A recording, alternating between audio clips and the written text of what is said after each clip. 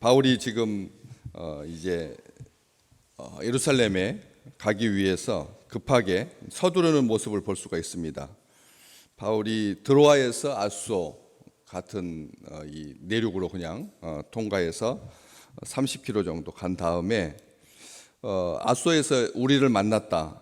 바울과 함께 전도하고 동역했던 누가를 포함한 또 여러 지역에서 헌금을 모아가지고 그렇게 이 모였던 아소로 다 이렇게 모이게 되는 거죠. 7명의 사람들 명단은 4절에 기록되어 있습니다. 그런 사람들, 우리라고 하는 속에 그렇게 쭉 바울의 일행들, 동역자들이 함께 있습니다. 그런데 아소에서 우리를 만났는데 우리가 배에 태웠다 이렇게 기록되어 있습니다. 바울이 이제 50을 넘어서 60을 향해서 가고 있는 그 나이에 배에 태웠다. 바울이 배를 타고 우리가 배를 타고 미둘레네로 가서 이렇게 하지 아니하고 우리가 바울을 배에 태웠다 이렇게 기록하고 있습니다. 주님께서 베드로에게 하셨던 말씀처럼 젊어서는 네가 원하는 대로 다녔지만 나중에 나이가 들면 다른 사람이 너에게 띠를 띄워서 다른 사람이 원하는 곳으로 그렇게 가게 될 거다.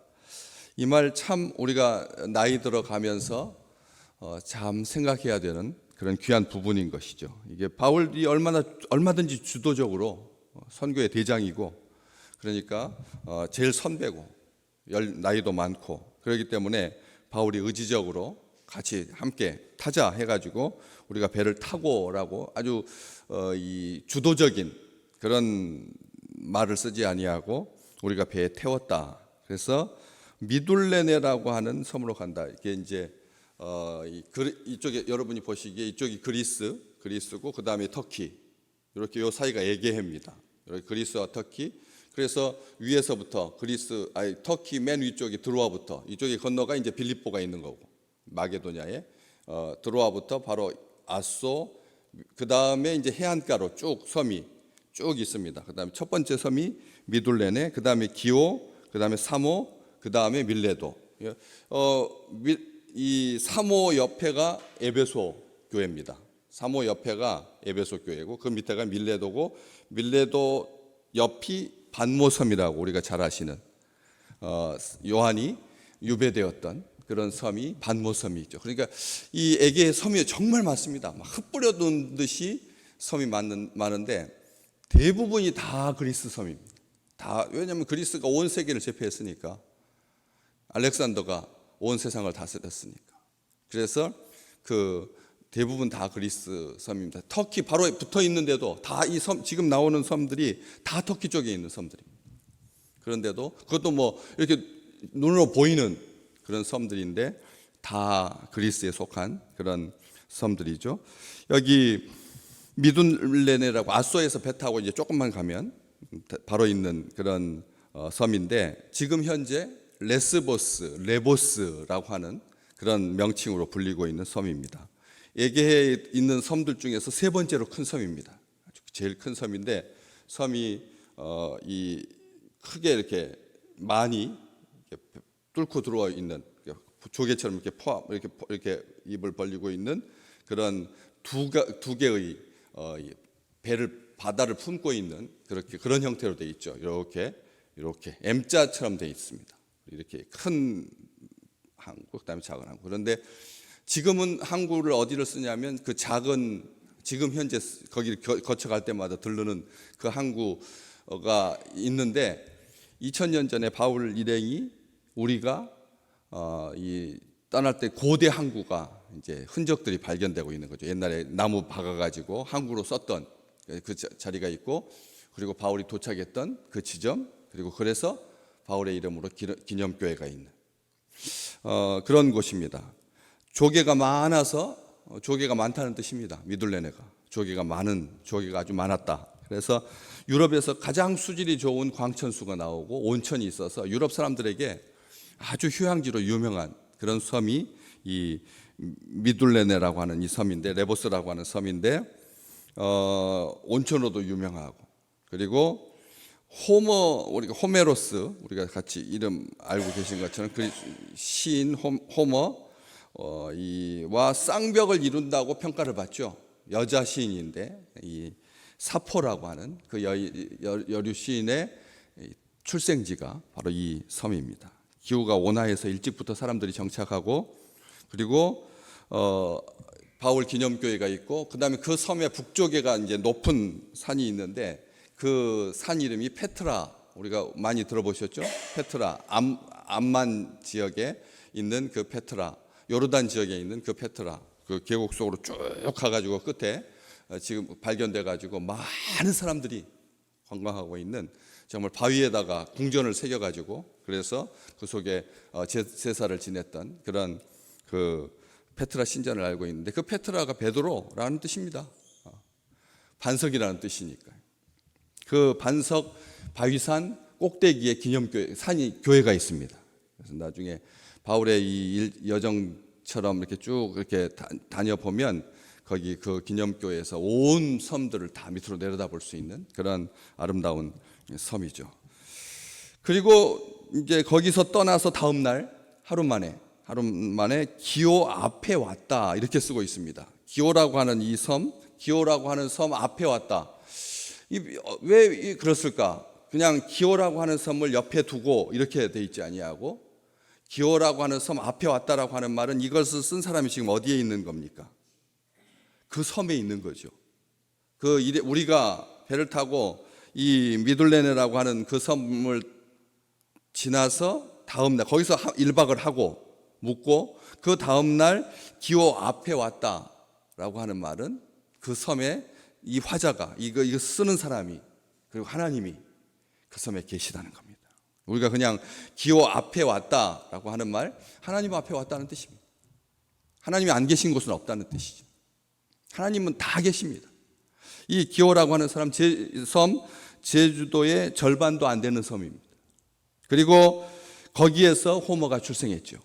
호메로스가 거기에서 출생했고, 1822년, 그러니까 200년 전에 오스만 제국이 얼마나 이 섬에 있는 사람들을 떼죽 학살을 했던지 2만 3천 명이 죽었으니까, 섬 사람들이 한 5만 정도 되는데 그 중에서 2만 3천 명이 죽었으니까 우리가 제주 4.3 사태를 기억하면 될 것 같습니다.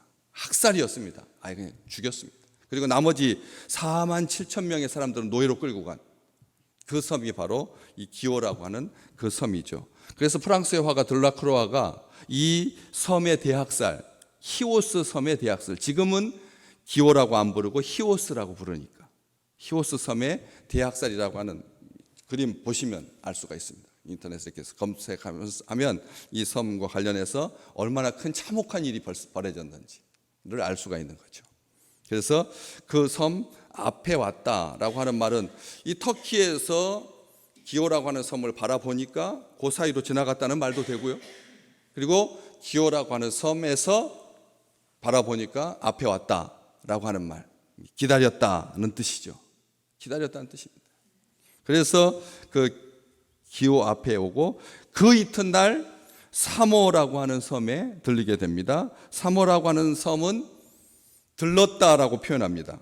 앞에 미둘레로는 갔다라고 쓰고, 그 다음에 사모에는 들렀다라고 쓰고 있는데, 이 사모 등대로 유명한 섬입니다. 무려 1443m짜리 산이 있어가지고 그 위에다가 등대를 세웠으니까, 바닷가에 보통 우리가 등대를 세우려고 하면, 그렇죠? 바다에 암초가 있는, 우리 육지와 면에 있으면서 섬이 좀 밑에 물에 찰랑찰랑 잠기다가 물이 빠지면 위로 드러난다든지, 아니면 수면 밑에 조금 이렇게만 한 1m 밑에 감춰진 섬이 있어서, 그래서 그 위에다가 이제 등대를 세워가지고 될 수 있으면 암초에 부닥치지 않게 하려고 그렇게 등대를 세우잖아요. 그런데 이 섬에는 산 꼭대기에다가 세워놔서 거의 근방에 있는 40km 바깥에, 30km 바깥에도 써도 그 등대의 불빛을 보고 항로를 정할 수 있는 아주 참 귀한 섬이죠. 이 섬이 유명해진 이유는 바로 우리가 잘 알고 있는 수학의 대학 아버지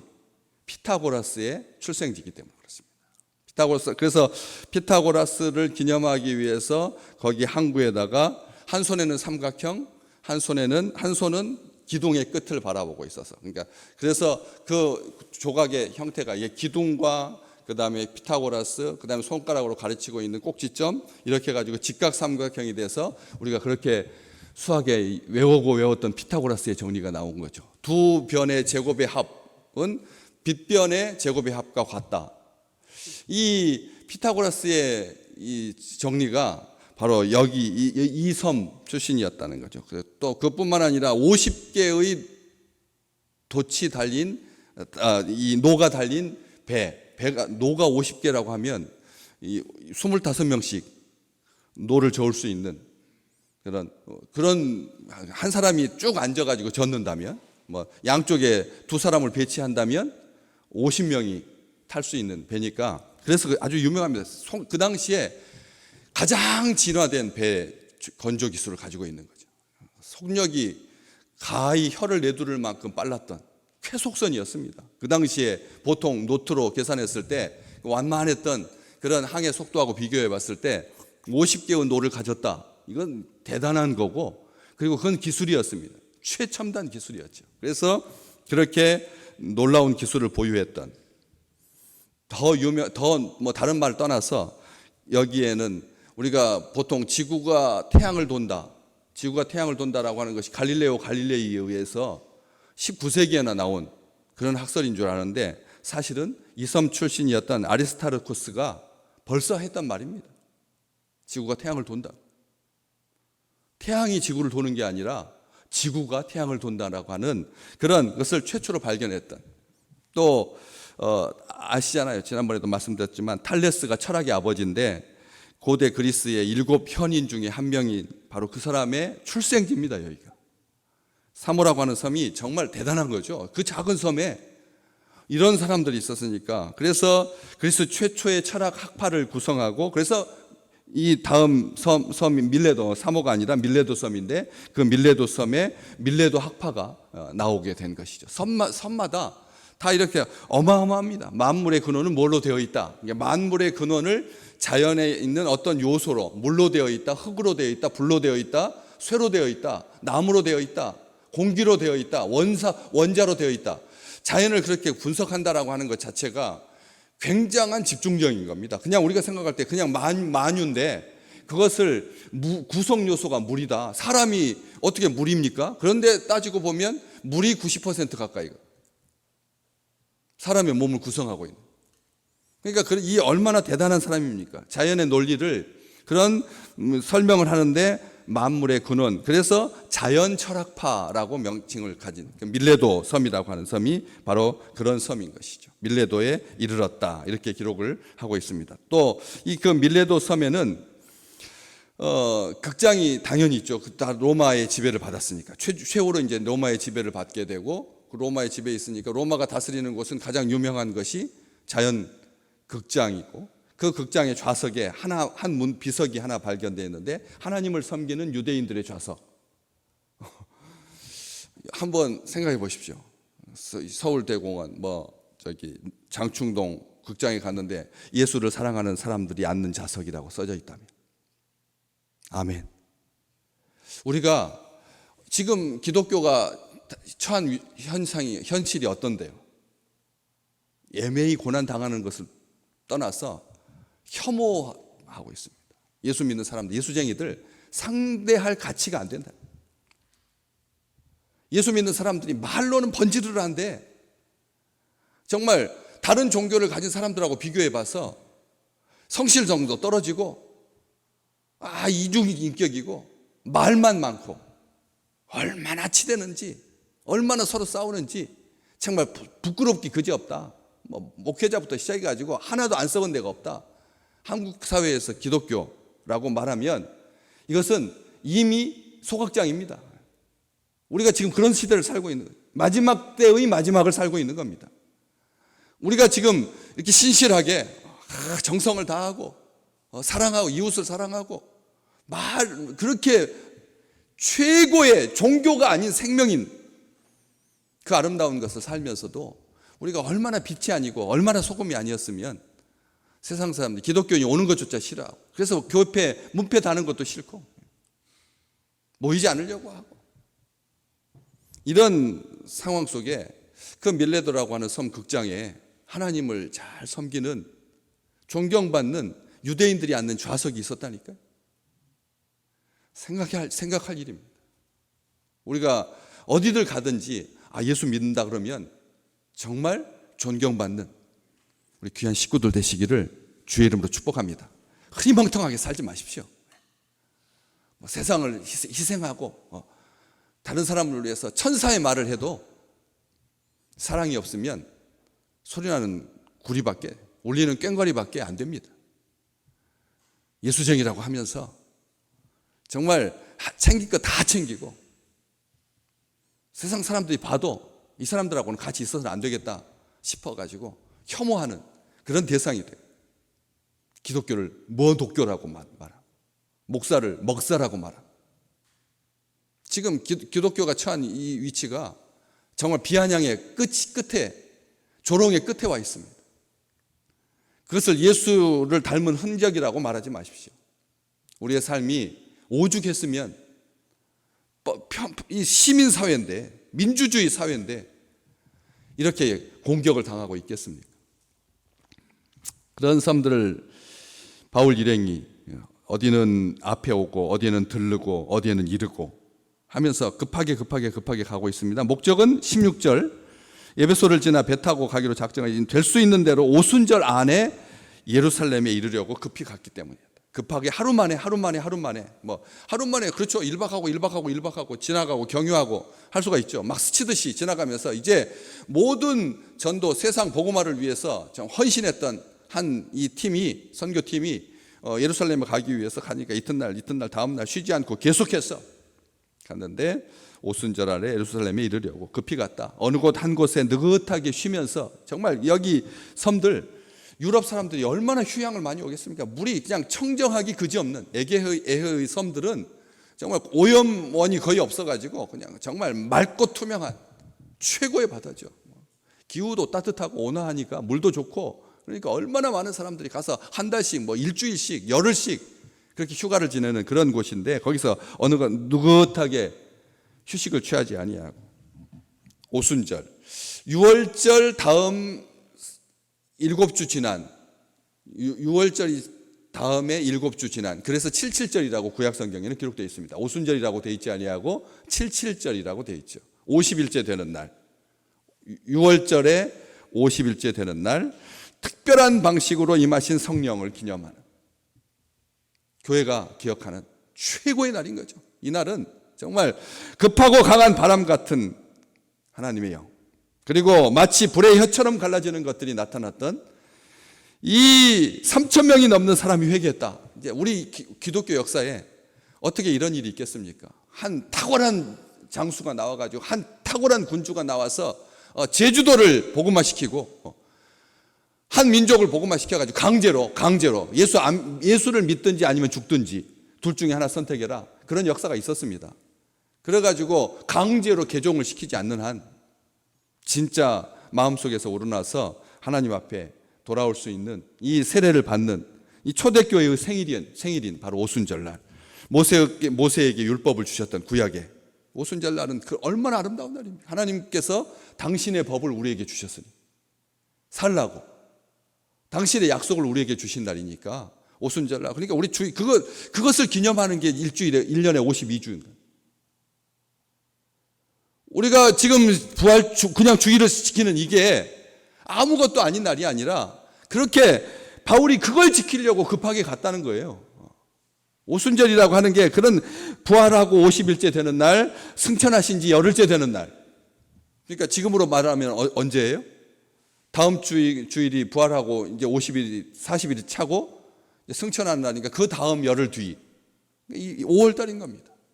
새해 시작해서 6월절로 시작한 새해가 바로 오순절 때 이 축하의 정점에 달하는, 그래서 교회에서 세례를 베풀고 그날에 맞춰서, 오순절에 맞춰서 세례를 베풀고, 그리고 새로운 제자들을 양육하고 새로운 삶으로 태어난 날, 우리가 매주일 그런 축복과 감격이 넘치시기를 주님의 이름으로 축복합니다. 주일날 우리가 하나님 앞에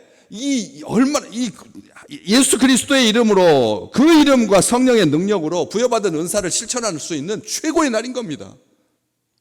주일날 우리들끼리 앉아서 떡 먹고 고기 반찬에 우리끼리 친교하는 날이 아니라 그날은 이 세상을 향하여서 그 은사, 그 아름다운 선물을 주신 하나님께 감사하고 지옥으로 나가지 아니하도록, 멸망하지 아니하도록 온 세상을 가운데 있는 사람들을 품으라고 하나님께 주신 복된 날이라는 것이죠. 주일을 기억할수록 이런 하나님의 은총이 우리 믿음의 남은 시간, 모든 시간, 주 앞에 서는 그날까지 한순간도 지겹거나 따분하거나 그 경랑을 헤치고 그 섬들 사이를 지나서 그 오순절을 지키기 위해서 급히 갔던 그 바울과 일행들을 우리가 기억하면서 이 땅의 모든 날들이 그런 축제가 되고 기쁨이 되고 하나님께서 주신 생명으로 가득한, 그래서 세상으로부터 지탄받지 아니하고 세상의 빛과 소금인 그 놀라운 정체성을 마음껏 확인하는 우리 귀한 믿음의 백성들 되시기를 주의 이름으로 축복합니다.